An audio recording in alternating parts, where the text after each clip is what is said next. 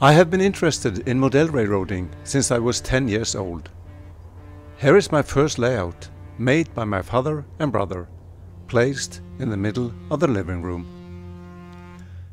When my wife and I should buy our house in 1986, I found a room in the basement that seemed to be made for a model railroad layout. Buying the house was quick done. Building a railroad took a lot more time. I was, however, quick to start planning my new layout, which had to fit into the room I had occupied.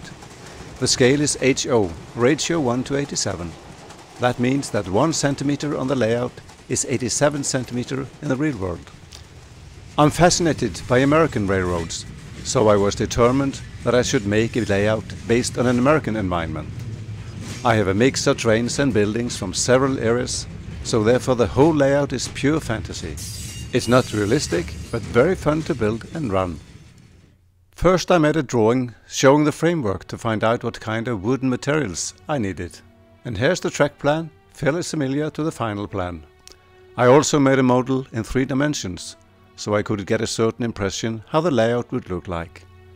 I built a framework where I mounted modules in plywood where the railroad tracks should be and where there should be houses and roads.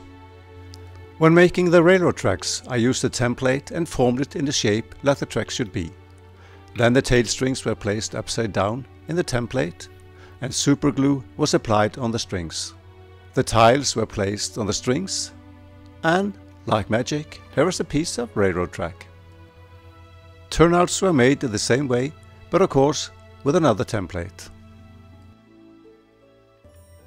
The tiles were treated with a dark stain and the rail strings were painted in a color that looks like rust. Ballast was then placed between the tiles to make a realistic impression. Low rail profile makes the train look heavy, just like in the real world.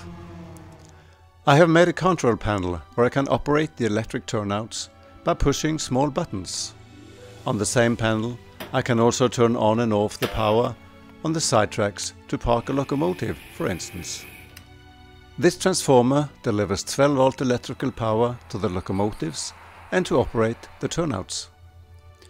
I made a framework where the mountains and valleys should be and attached chicken wire on this. Then I put paper dipped in self-leveling mass over the framework. I strengthened the landscape by adding plaster, and then I used plaster and these molds to make rock formations, like the ones you can see here. Later in the process I added various materials that look like grass, trees, gravel and so on.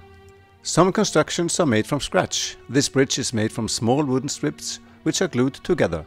The bridge heads are made from polystyrene with a thin layer of plaster on them. The stone pattern is scratched into the plaster and painted.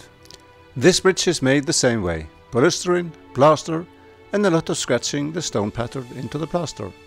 This tunnel entrance is made from wooden strips and thin plywood. Here is a house made from a kit, glued together and painted. The building is very detailed. This house is built from scratch with building parts like wall plates, windows, doors and so on. And details like this Coca-Cola automat is a must. Hello, we are in the USA. Another part of realism is railroad tracks which are dosed in the curves. Here is a side track that has been removed, but the tiles have been left on the ground.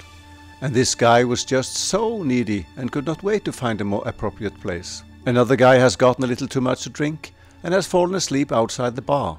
He has no idea that he soon will be taken care of.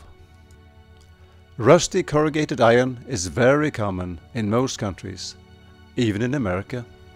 And then a little about what's rolling on the tracks.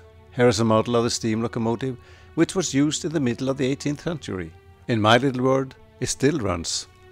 This is an old steam engine meant to pull timber wagons on tracks with sharp curves. And finally a diesel locomotive which is rather modern and still pulls heavy freight cars in the USA. At last you can see how a coupling works in USA. Automatic, of course. And now we can proceed this little presentation of my model railroad. Enjoy the peace and quiet, a warm summer's day, someplace, sometime, some years ago in the USA.